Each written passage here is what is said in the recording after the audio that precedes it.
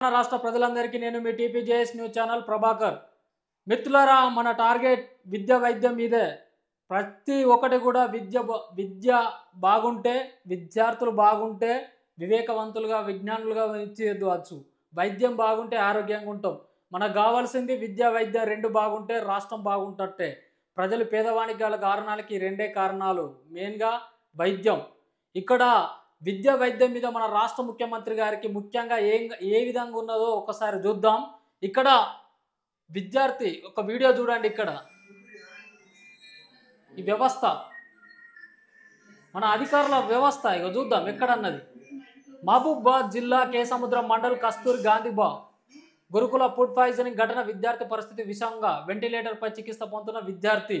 ఇక్కడ గత ఈ అకాడమీ ఇయర్లో రేవంత్ రెడ్డి ప్రభుత్వం వచ్చిన నుండి 14 మంది విద్యార్థులు చనిపోయిన ఘనత కాంగ్రెస్ ప్రభుత్వానికి కట్టుగట్టినట్టు చెప్పచ్చు.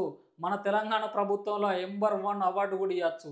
కానీ ఏ పత్రికలు కానీ, ఏ పేపర్లు కానీ, ఏ మీడియా కూడా రాలేదంటే మీడియా మిత్రుల సిగ్గుచేటు కానీ భావిస్తా.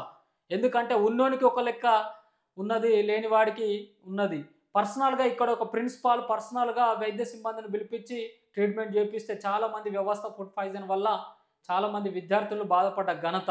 మొన్నటికి మొన్న గాంధీ హాస్పిటల్లో సిర్పూర్ కాగజ్ నగర్ విద్యార్థి చనిపోతే పట్టించుకొని మన మీడియా. అదే మొన్న అల్లు అర్జున్ అయితే టీవీ షోలో చనిపోయిన రేణుకా కుటుంబం పరిస్థితి అయితే ప్రతి మంత్రి పోయి చెక్కులు ఇచ్చానంటే అతను కూడా ఆదుకోవాలి. బట్ ఏంటంటే పేదోనికి ఒకటి ఉన్నది, మీడియా ఫోకస్ అయినానికి ఒక న్యాయమా? ఏమైపోతుంది రాష్ట్రం? ఎవరికి న్యాయం జరుగుతుంది, ఎవరికి అన్యాయం జరుగుతుంది? ప్రతి మీడియా ప్రతి అప్డేట్ ఉన్నదా ఆడ కిమ్స్ దగ్గర. కాబట్టి గాంధీ కాడ కనీసం మీడియా పెట్టిన సిగ్గుషేట్ ఉన్నదా? పేదోని కోసం ప్రయోగం చేస్తా ప్రతి ఒక్కడు పేదోని అడ్డు పెట్టుకొని చేయడం. కానీ అరే గురుకుల పాఠశాలలు ఇష్టం లేకుండా తీసేయాలని ఆలోచన గిట్టుంటే మంచిగా చేయండి అయ్యా, తీసేస్తామని చెప్పండి. విషమిచ్చి చంపడమా ముఖ్యమంత్రి? ఏంది ఇది? విద్యార్థులకు విషమిచ్చి చంపుతారు, యూనివర్సిటీలలో ప్రొఫెసర్ లేరు, విద్యా వైద్యం ఏమైపోతుంది? నీ ప్రభుత్వంలో నిరుద్యోగుల వృత్తులయ్యాయా? మార్పు అంటే మంచిగా చేసిన ముఖ్యమంత్రి. చనిపోతున్నారు నీ వల్ల. రాష్ట్రంలో ఏం పట్టించుకుంటున్నావు నువ్వు? ఇది వ్యవస్థ. వైద్యపరచనంగా అయితే ఈరోజు ఏం జరిగిందో చూద్దాం.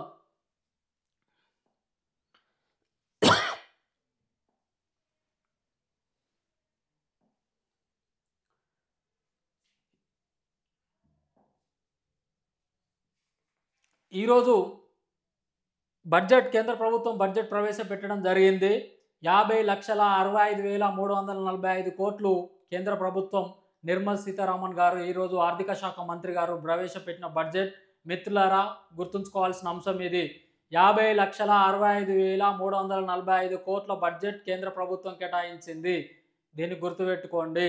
బడ్జెట్ సమావేశంలో 2025-26 అకాడమిక్ గల బడ్జెట్.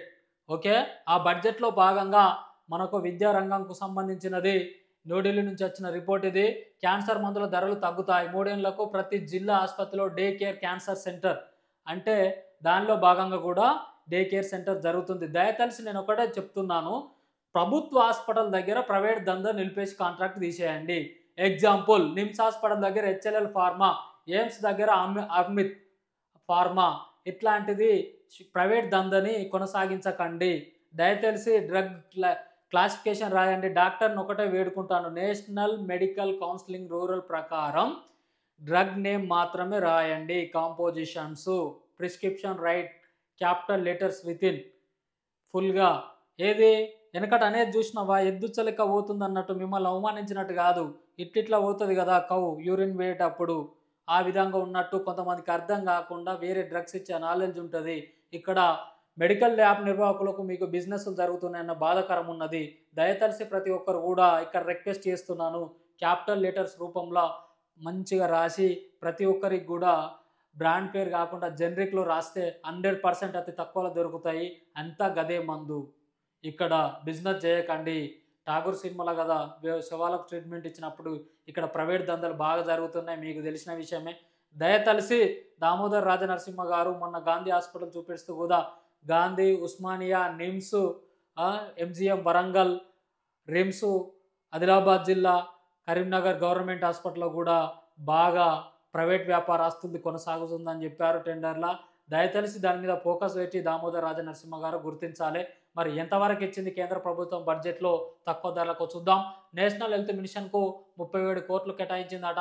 ఆరోగ్య కుటుంబ సంక్షేమ శాఖ 2025 ఆర్థిక సంవత్సరానికి కేంద్ర ప్రభుత్వం బడ్జెట్ భాగంగా ఇంతవరకు 37,000 కోట్లలో ఇంతింత వరకు ఇట్లా చెప్తుండు. ఆ బల్క్ డ్రగ్ పైన కొత్త కస్టమ్స్ డ్యూటీ ఎత్తివేత, కొన్ని డ్రగ్స్ పైన ఎత్తివేయడం జరిగిందట, కొన్ని తీసేయడం జరుగుతుందట. మరి ఎంతవరకు వస్తుందో వేచి చూద్దాం. మన రాష్ట్ర ప్రభుత్వం మరి ఏ విధంగా ఉందో అన్నది విద్యా వైద్యం మీద చూద్దాం.